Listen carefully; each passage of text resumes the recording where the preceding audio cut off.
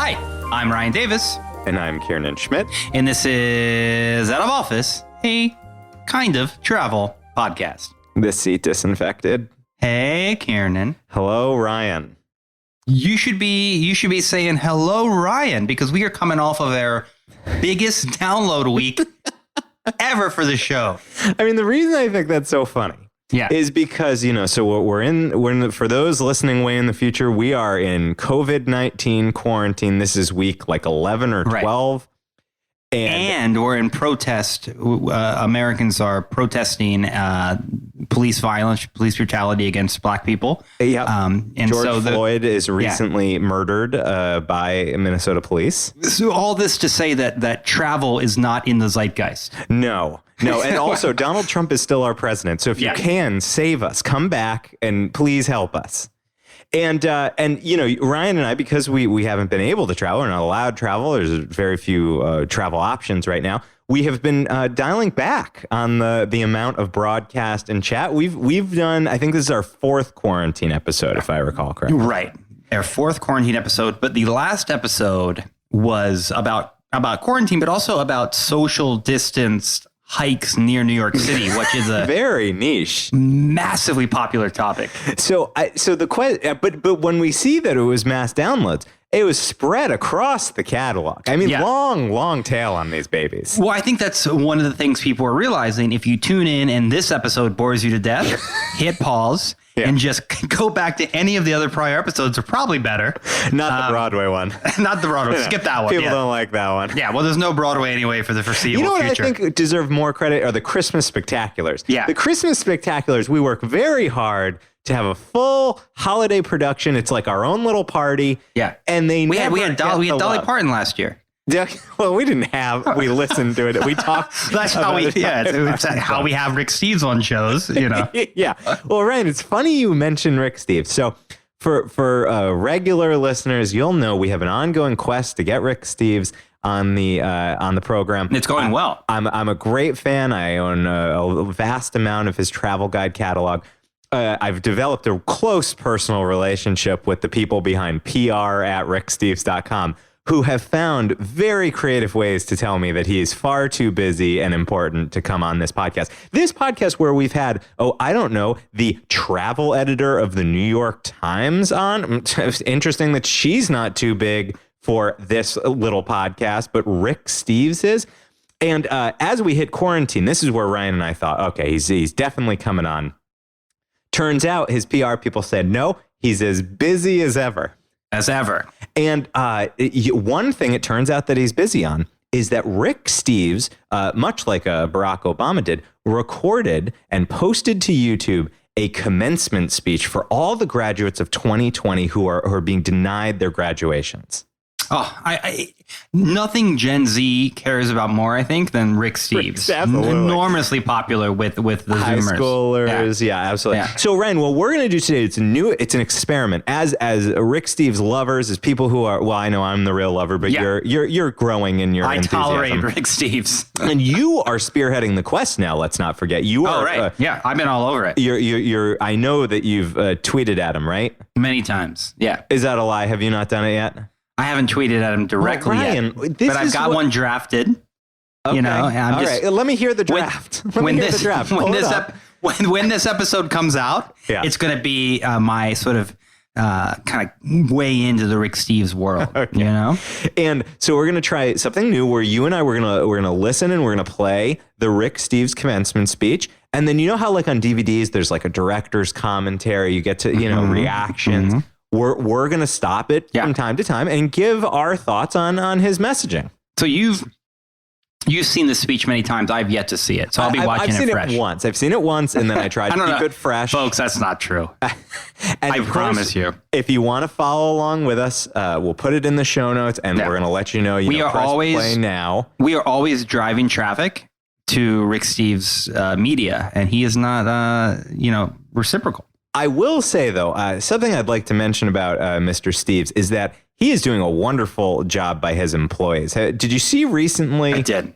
In the midst of all this and the fact that they've had to cancel every tour to Europe and nobody's making any money or buying guidebooks, he has vowed to keep his staff on for the next year and a half. He has to reduce the number of hours that they work and the percentage of pay that is equivalent to that. But he is paying out of his own pocket, his own travel-funded guidebook fortune, to keep the good people of Washington at Rick Steves' organization employed. And we applaud that here. Absolutely. We do. We have kept out of office afloat through these trying times as well. We did have to cut a few corners though. We did. Yeah. Well, that's, we're not at our fancy studio anymore. That's true. Yeah. We're both recording from home. Yeah. We're both in closets. I mean, you've been. Well, we've cut our travel budgets. Yeah, significantly. Most definitely. Yeah. And all right. Anything else to say before we really get into it? No, let's just do it. Let's just do it. All right. So we're pulling up the YouTube. Well, are we going to take off? Oh, I forgot. We're returning to the normal episode format. So there will, unlike the other quarantine episodes, the last stop is coming back. Ryan and I are getting ready for a post-quarantine world. We want to feed that spirit of wanderlust now more than ever. So make sure you stick around after the commencement speech. But yes, Ryan, for now, we will got to get to the commencement speech. We got to take off. Yeah. So now I forget how we do this. I think I say like cabin crew, put on your mask. No. No. It's time to take off. Right. And then you say, tell the cabin crew. Oh, yeah. Yeah. But then for whatever reason, the sound effect is also cabin crew. So it's a little redundant. So I go, let's take off or tell a cabin crew. Boom. Cabin crew, take off. That's what just happened. No, so now we're taking off. Now that I think about it, you say, let's take off. And then I say, tell the cabin crew. Yeah. Okay. Yeah. Because it's not repetitive, because the sound effect says flight attendants. I've listened to a lot of our back catalog. In fact, I downloaded it thousands of times over the last week. So that would explain why Massachusetts is so well represented. Yeah, and those. All right. So Ryan, what time is it? Kiernan, I think it is. It's time to take off. Tell the cabin crew. Flight attendants, prepare for takeoff, please. All right, Ryan, we've both got the commencement speech up here, and we're gonna hit play at exactly the same time. You'll be able to hear the audio, folks, through the podcast.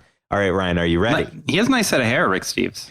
A great set of hair. I mean, and kind eyes. Nice eye. He looks like somebody's uncle. He looks like America's uncle. Oh no, are these all his books in the background? That's on his second shelf. You've got a number of his guidebooks. But then if you look very closely at that bottom shelf, I see Columbia. I see.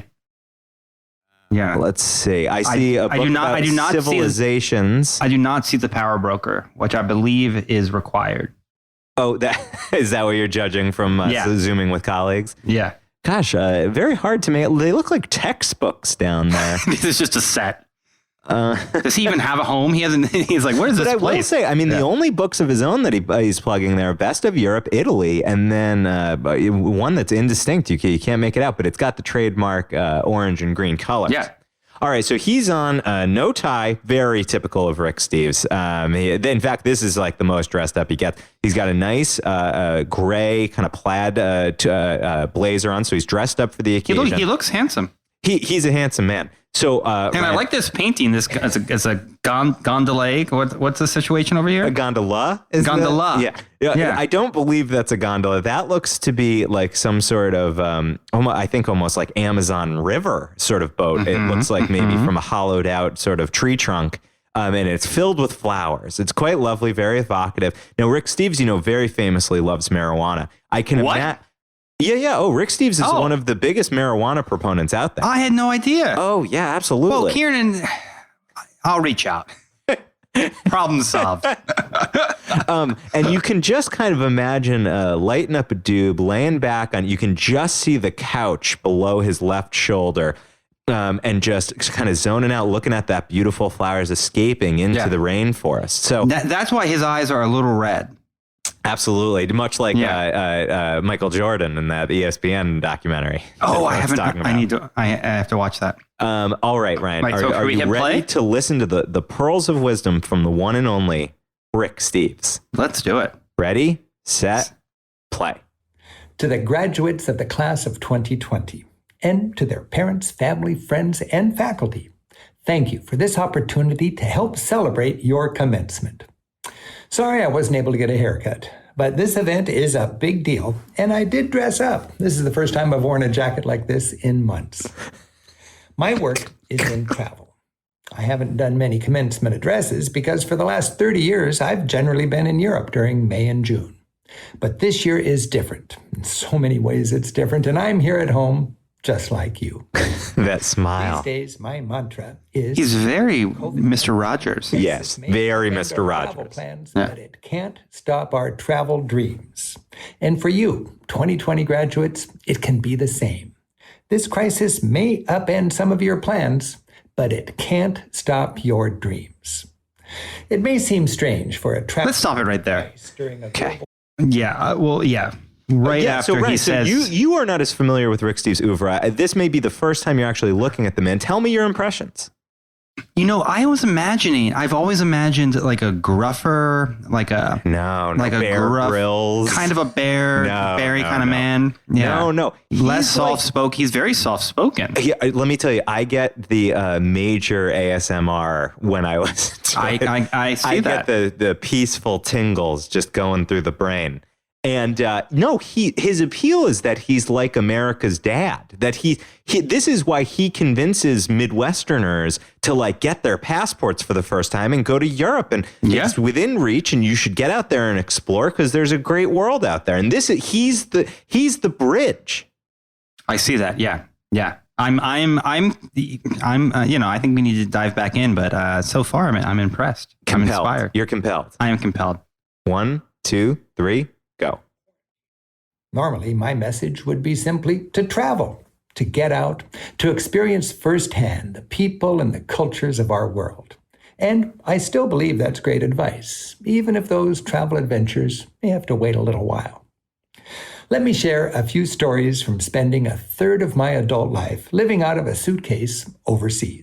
The dream. One of the best things about being a traveler is the people you meet and the stories they share. Then, long after those stories happen, these encounters remain a part of you. They change you forever. Guiding a tour group through eastern Turkey, I once dropped in on a craftsman. He was famous for his wood carving. Every village in his region wanted a prayer niche carved by this man. We gathered around his bench to watch him work. He was proudly showing off for his visitors from so far away. Then suddenly he stopped, he held his chisel high into the sky, and he declared, "A man and his chisel, the greatest factory on earth." When I asked him if I could buy a piece of his art, he said, "For a man my age to know that my work will go back to the United States and be appreciated, that's payment enough. Please take this carving home with you as a gift and remember me."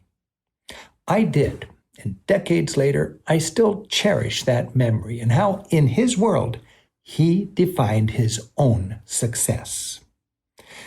Your class. So what I like that he's doing here is he's telling tales. He's sharing travel from the road. He's acting a little bit. I think he's really got the like holding the chisel up above his head. I feel like you should not. I think you should pay local artisans for their work. I was surprised that he took it without the money. That was a bit of a twist, and I hope that that's not the takeaway of the commencement speeches. You're American.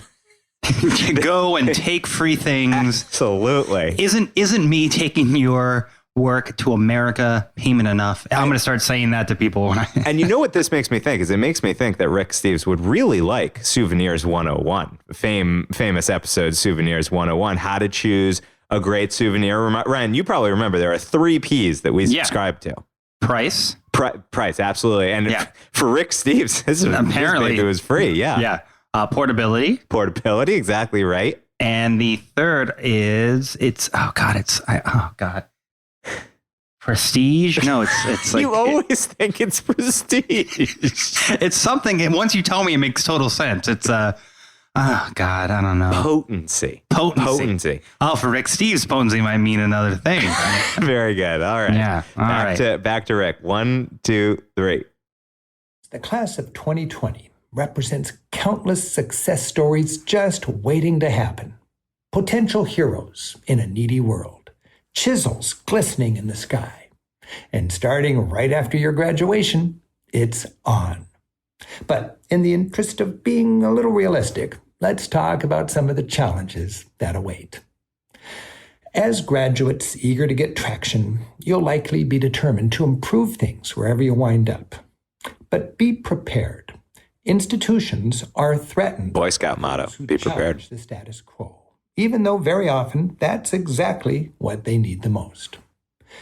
Traveling in Italy, I visited Assisi and learned that 800 years ago, the monks who first followed St. Francis worked within, but at the same time, I love St. Francis. against the Roman Catholic Church. I mean, he had me right at monks. Franciscans may have antagonized the Pope, but the Church, so in need of reform, was actually made stronger by those truth-embracing, troublemaking Franciscans. That's kind of like us, Ryan. Later, traveling in Central America, We'd be great Franciscans. equivalents of those early monks, caring people, fighting courageously for peace and justice. While many of these priests and nuns were actually excommunicated for their political activism, they continued their work without missing a beat, believing, as one priest explained to me, part of our vow of obedience to the church is disobedience to the church. Like I just want to say that is not an opinion that we share here on Out of Office. Once you're excommunicated from the official church, you've lost all connection to God. I don't know about that. I mean, who is he? I wonder what countries is he talking about, like Colombia, like during the, I wonder where, I wish he was a little more specific there. Where the Franciscans were? No, where in Central America was he when the, I think he said it was in Italy. No, then he said later on when I was in Central America. Oh, you got to follow along. This is like your fifth time hearing it. So he said later on when I was in Central America. And so that would be like revolution theology, right? Well, that's actually very interesting to me because something I've always wanted to ask him is Rick Steves Europe is the name of his brand. Rick Steves Europe. But Right. he does travel outside of Europe. So I've always wondered why he hasn't produced guides to other countries. I would love to read his guides through Central America. Yeah, it would be interesting. Hopefully I'll cover it further on. All right, Well, let's let's go.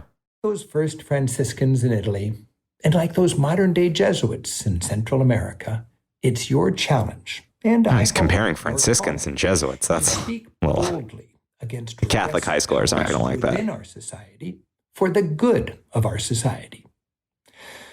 I was in Berlin about 20 years ago, about when many of you were born.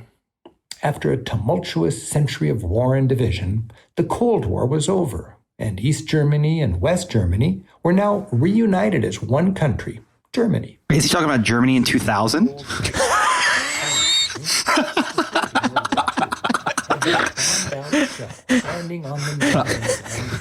I was there too. It seemed fine. Now, with Germany reunited, that Reichstag was totally rebuilt and capped with a glorious new glass dome. You always want to praise the Reichstag in the commencement speech. Yeah. He hasn't met a young person in quite a few years. Be an eyewitness to They must love Priest. But he looks great. and what Yeah. powerful architectural symbolism. It was designed for German citizens to walk the spiral ramp all the way to the top and then literally look down over the shoulders of their legislators and keep an eye on those who were in power. I'll never forget being on top of that new dome on that exciting day, surrounded by teary-eyed Germans. Now, anytime you're surrounded by teary-eyed Germans, something exceptional's Run. Oh, what a stereotype. But see, he does talk to Middle America sometimes. was the symbolic closing of a difficult chapter in their history. No more division, no more fascism, no more communism. They were entering a new century with a new capital, united and filled with hope and optimism. It was a thrill to be there. I was caught up in it. But then, looking around, I realized that many of the other American tourists up there didn't have a clue about the excitement and the importance of this moment. This was a triumph of democracy, of a people retaking their freedom and then making sure they didn't lose it again. And for the Americans visiting, They just didn't get it. They were preoccupied with trivialities. Forgotten batteries, needing a Coke, the lack of air conditioning. And Oh, jeez. Going hard after Americans here. Let's pause for a second here. Yeah. So is he about to compare this moment where Americans didn't recognize the fragility of democracy in Germany to maybe some current things happening? You know what? I'm not. I don't want to spoil the ending, Ryan. So let's. Yeah. I don't know. I just don't know Rick Steves' politics. Well, he does have political opinions. In fact, he has a great book out there all about how travel helps open up the world and create political peace and understanding. But let's just see where he goes with it. But I'm glad you're building the suspense. Also, on his youthfulness, if we could just pause on that for a second, how much do you love the sandy hair blending into the white sides? I mean, really, if I could go white in this exact way, I'd be very happy. He uses a really nice moisturizer too. We should write to him about that. Full body, absolutely. Yeah. Also, just still ASMR like crazy. Let's dive in. Let's go. It even angered me. I thought, I don't want to be part of a dumbed down society. I want to be part of an engaged society. Too late. I made a promise to myself, then and there, that in my own little world as a travel writer, I'd expect my readers, my viewers, and my travelers to be engaged, to be smart. We live. So wait a minute. In this story, we're supposed to believe this is the year 2000. And then, right. Yeah. And then 20 years ago. Yeah. In crazy 2000 Germany. Yep. And then, but in 2000, didn't Americans understand the fragility of our democracy? Like we had just had the Supreme Court, or we were about to have the Supreme Court decide the election for us. I don't know. I don't know that I buy the whole setup of this. If he had said 30 years ago, I was in Germany. Yeah. I think maybe that was a typo. I think he was back a little further. We're going to have to do some research into when did they reopen the Reichstag. This is all fodder for when he comes on. This is just perfect setup. He has never had a tough interview like we're going to give him. He thinks this is going to be a friendly back and forth. It's going to be a real into the a real gotcha interview. All right, let's go. Let's dive back in here. Ready, set, go. In a time when science is questioned, a time when facts are considered optional, when the liberal arts are defunded, and the push is to make us all just mindless producer consumers. Whoa. I believe there are powerful forces in our society that drive this. Powerful forces that would find it convenient, more profitable, if we were all just dumbed down, disengaged. For them, the less informed and more complacent we are, the better. Class of 2020, refuse to be dumbed down. Considering the unprecedented challenges facing our nation today, a smart electorate and an engaged public, that includes you, is more important than ever. In this last year, I've traveled to many countries that we'd consider poor, and I've noticed an irony. While we Americans, the richest people around, tend to live with a mindset of scarcity, the poorest people I've met, people from Guatemala to Sri Lanka to Morocco, live with a mindset of abundance.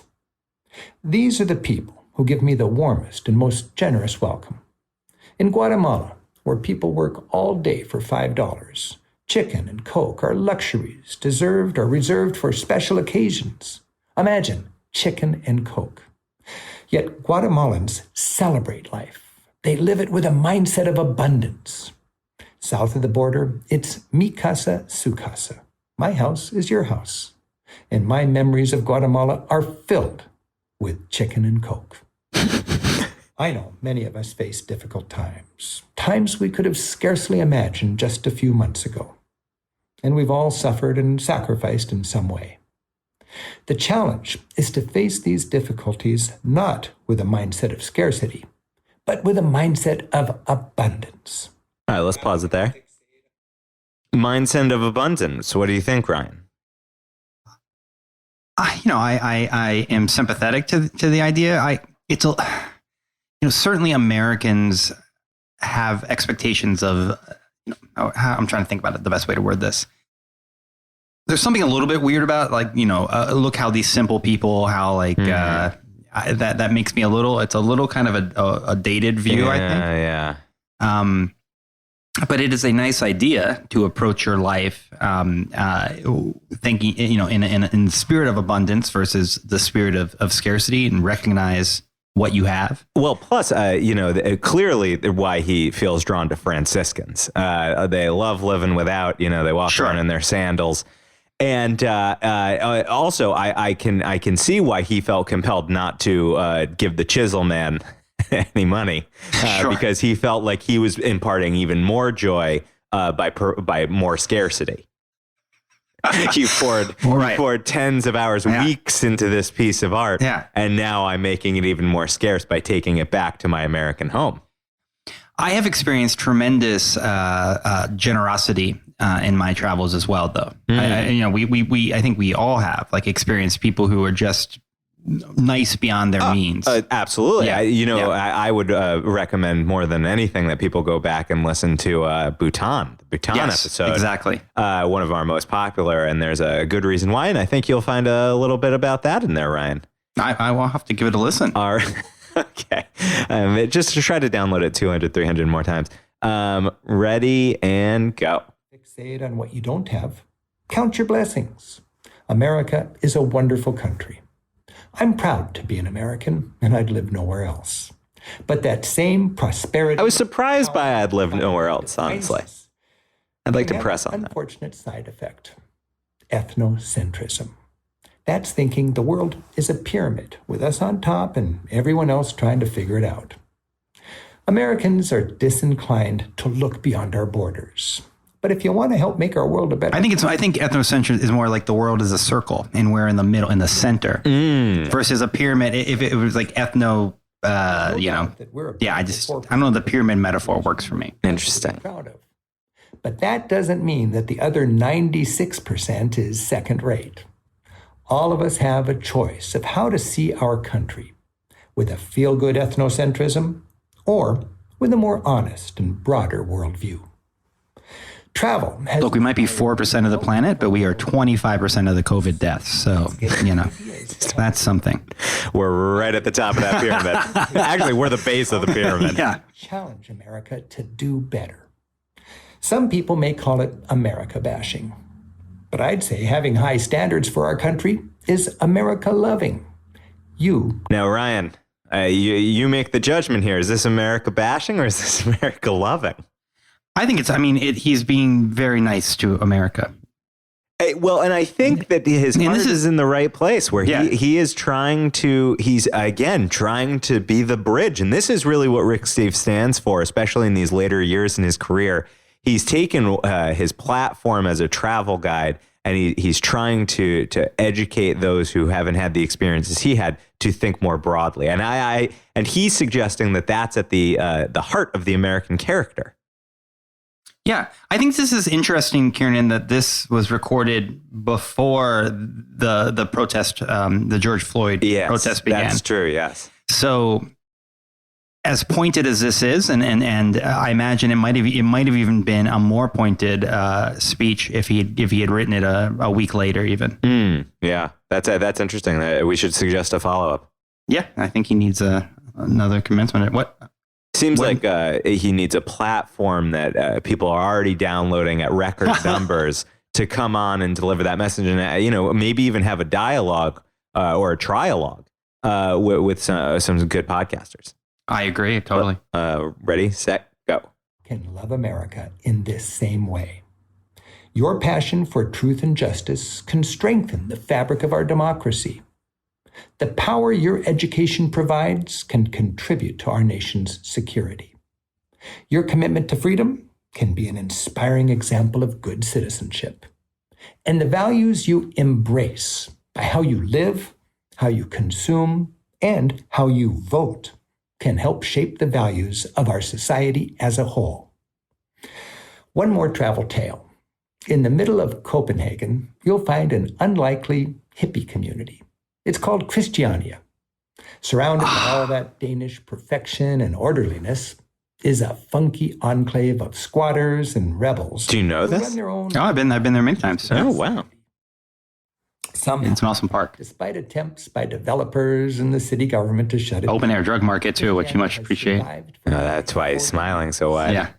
On my last visit, as I entered Christiania, I saw a huge mural that reads, "Only dead fish follow the current." I saw a huge doob. That mural made me think about what we call success.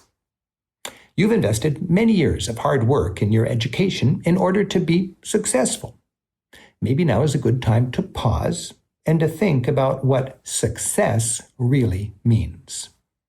It's true, I've been financially successful in my business, and part of success is a practical matter, working hard to earn a good paycheck and providing for your family. And that in itself can be wonderfully fulfilling. But I challenge you to think more broadly about success and to define it for yourself. Remember the woodcarver with the chisel I met in Turkey who was so proud of his art? Stiffed in Turkey. Who's defined his own success. Remember the monks with St. Francis and the Jesuits in El Salvador? They spoke truth to power and made the world a better place. That was success.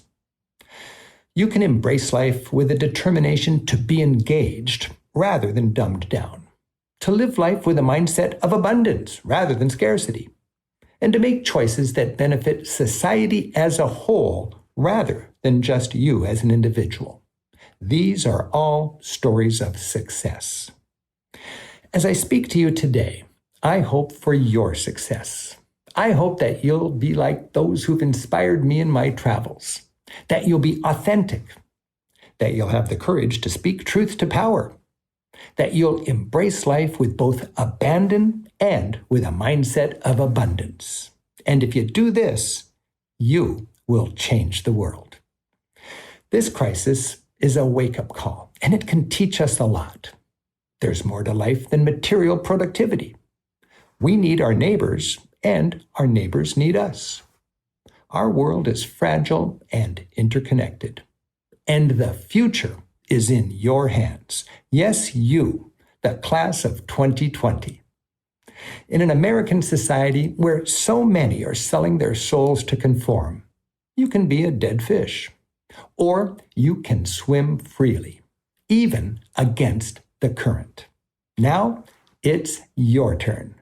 Congratulations and best wishes as you embrace both the challenges and the delights that lie ahead. To each one of you, bon voyage, and keep on traveling.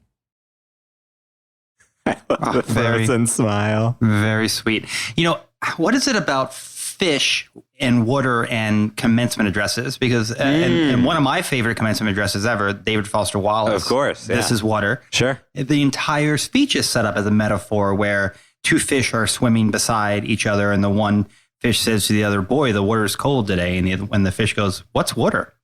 Do you want to read the rest of it to us? I've heard it more than once. We can do that next quarantine. Well, we can definitely link to David Foster Wallace's speech in the show notes because it is an excellent commencement address. This was very sweet. He's very sweet. He's very sweet. The only thing I still kind of struggle that moment with his examples around simplicity versus abundance. Yeah. But overall, I think it's a very positive message. That's true, because I've been to a lot of abundant places. You know, you go to like the mansions in Newport, Rhode Island. You take a tour of the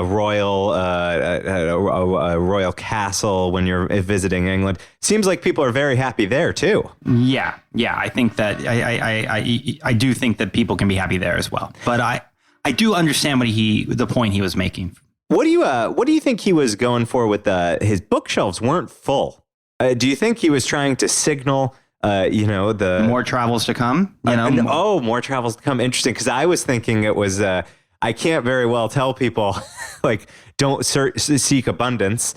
If I've got an abundant bookshelves back here, they should be half empty, which is what they were. Kind of books leaning helter skelter. Yeah, you get the idea that he's not home very often. That's true. Yeah. He should have had like a bindle, just like ready to go. So and off to travel, and then he could just bindle his way out of the screen. I do think he should have at least had a mask that he put on at the end or something, just to show hey, I'm. It also would have been nice if he just outright endorsed Joe Biden. I mean, it seems like he's clearly telling us to vote that way. So I think he probably will endorse Joe Biden. Right? Hopefully in video. Yeah, no, I mean, it could be make or break for those, those folks who love to travel and they also love Donald Trump. And because you're not a Ricknick like myself, which is what the community call ourselves, I think that you were surprised by his mild manner, but that is a big part of his appeal. It's almost like a normcore. Yeah, I was thinking more Anthony Bourdain, big No. He's personality, khakis with a tucked in button down. Yeah. I mean, that's a guy, looking at him, I cannot believe he hasn't been mugged 100 times. No, but we've talked about this, how in guidebooks, everybody was always talking about pickpockets. It's because you like Rick Steves. Yeah, if you look like Rick Steves, you're walking around, he's too nice to be traveling to some of those places. You know? But also, his books, his guidebooks are just full of kind of dad jokes and mild manner, witticisms, and that's part of what makes them very appealing. I think it's a great commencement address. I agree with some of the complications that you've talked about, Ryan. And I'm going to really ponder, maybe next year, you and I, maybe this year, we should put out a commencement speech. Are we too late? I think we're too late, right? We're too late. No out of office commencement speech. But I think next year we can crush it. Well, you know what graduation isn't, Kiernan?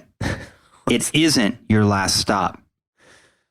Oh, that's a good joke, right? It's a good transition, they say. Oh boy, no, Ryan. It's just the beginning. In fact, it is a commencement. But unfortunately, the next segment's called The Last Stop, not the commencement. So I think it's time for The Last Stop. The Last Stop.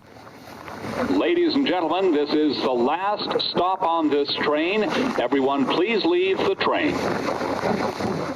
All right, Ryan. It feels good to be back here in The Last Stop. So this, for the longtime listeners, you're probably just champing at the bit to hear the classic description of The Last Stop. The Last Stop is the last segment of the show. It's the final segment of the show. You've listened to the meat of the show. We're now at the end of the show. That's why it's called The Last Stop, because it's the last stop in the framework of the show.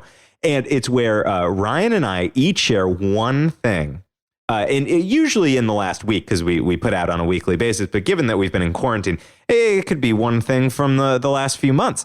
And it's one thing, because something you read, something you ate, something, probably not somewhere you traveled, maybe something you smelled from inside your mask, something that fed the spirit of wanderlust within us, even during the workaday quarantined week. So, Ryan, I have to ask you, as I ask you at the end of every episode, with the exception of the other quarantine episodes where we didn't do The Last Stop, do you have a last stop this quarantine period? Yeah, so I've been, like a lot of folks, I've been doing a lot of watching television Sure. in the evenings. And Hulu just released this series on May the 15th, so relatively new. May the 15th be with you. Thank you. That's May the 4th. Yeah. It's called The Great, and it is a sort of dramatic comedy about Catherine the Great that stars Ellie it's Fanning. by the people who made The Favorite, right? Exactly. Which I love. It is sort of a favorite light. It doesn't push the humor all the way in that direction, but it definitely has a lot of humor in it and a lot of sort of sharp satire about the royals. But it made me really want to go to Russia again. I visited Russia, I guess, in 2003, which is where Rick Steves went to Germany. Went to barely functioning Germany. And there were teary Germans. So it was a long time ago, and it really made me want to go back and spend some more time in Russia. And kind of walk in the footsteps of Catherine the Great. When I went to Russia, I was like 21 years old, 22 years old. I hadn't read a lot about Russian history. I learned some stuff there, but I think I would go back and have a totally new experience. Seeing all the things that I saw before from this perspective of somebody who's gotten a little older, a little maybe wiser. I think the beard does add a certain academic gravitas. Exactly. So do you think you would keep the beard, also keep you warm on those cold Russian nights? Well, it's funny because one of the episodes of The Great deals with the fact that Peter III, who was Catherine the Great's husband, that he outlawed beards in court because he thought they were provincial. And they were not fancy enough. So one of the big things is he forces everyone to shave their beard. So if I had a beard, it would be a sort of a shout out to that. Kiernan, do you have a last stop? I do have a last stop, Ryan. It's an article from the New Yorker that really fed my wanderlust big time. I've been kind of hurting for good travel journalism. You see the Times, and it's just another museum with a virtual tour. The New Yorker had a wonderful article in the May 18th issue, and it's by the Ben Taub, and it's entitled 36,000 Feet Under the Sea. And I will, of course, provide the link in the show notes. But what it talks about is a long article, and it's about a wealthy adventurer who commissioned and built and then financed the construction of an incredibly unique submarine to go to the deepest parts of all the oceans in the world. And wow. He put together this kind of ragtag crew of, like car mechanics and old Scottish longshoremen. And it sounds like it never should have worked, but he, in fact, accomplished this feat of going to the deepest part of the deepest trenches all around the world. It was a 1.5 year travel on a little boat. The article is full of wonderful photography that doesn't appear in the print edition. So I really recommend you check out the website. It's beautifully produced. Absolutely. I'm scrolling now. The New Yorker's really upping their game as far as multimedia lately. And the photography, by the way, by Paolo Pellegrin, just deserves the credit for these wonderful shots. And you get a great sense of, what is it that inspires people to chase these dreams? And do you have to be a little bit crazy to actually get it done? And this guy seems like he made a fortune in private equity, and then it wasn't fulfilling. No, well, I'm sure it was fulfilling in its own way. I mean, it was fulfilling enough he could afford to do this, right, I guess. Right, yeah. But so he wasn't. It wasn't like he was Jacques Cousteau. He wasn't like an explorer by trade. By training, that's right. And that makes it all the more amazing. It also just shows what vast amounts of wealth can do. Yeah. But case in point, and this is what abundance is, right? But one thing that I thought was really. Yeah. Turns out, in his commencement speech, he'd probably make the point that abundance can really get you places. And one thing that I really love is about midway through the article, you get an infographic that is a globe that follows you throughout the remainder of the article that shows you the vast distances that they traveled through all the world's oceans.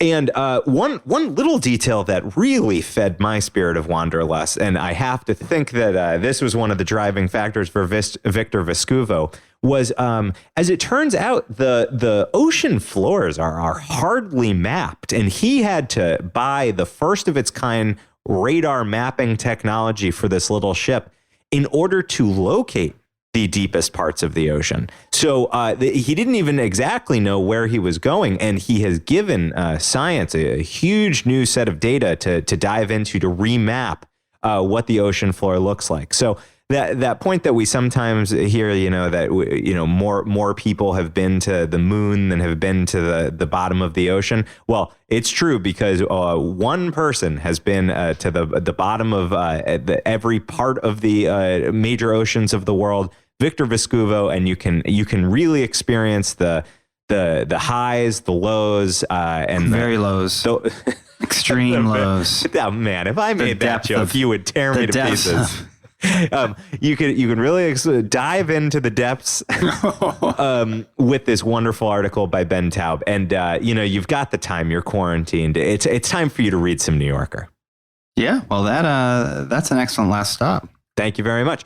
Now, Ryan, I think now that we see interest just pouring back into the podcast, I think we're going to stick to this every other week schedule from here on out, or at least we're going to aim to. You never know where things are going to go with all the unrest and the quarantine, but I think that's what we should aim to do going forward. Yeah, absolutely. That is what we're going to aim to do. And if there are things that you think would be good for this sort of recovery period for us to cover, you can reach out to us. outofofficepod.com. You can find us on all the places. What's the email address? I haven't checked that email in a while, Kiernan. Have you? Yeah. outofofficepod@gmail.com. And you can also get us on Insta at OOO Podcast. Like, ooh, podcast. Ooh, and you might podcast. notice that's different than the email address. That's what we call good branding. Branding. Exactly. Well, Kiernan, until next time, I'm Ryan Davis. And I'm Kiernan Schmidt. And this is Out of Office, your occasional travel adjacent podcast. This seat disinfected. Do you think that did only only Victor get to go down in his little boat? No one else did. Throughout, he takes some different people each time. No, there's room for 2 inside the sub. Okay, so everybody got a chance to go. No, not everybody got a chance to go, but a few of the people got a chance to go. Huh. Well, it's it's his expedition, I guess. He can do whatever he wants. Yeah, damn right, it's his expedition. Welcome to abundance.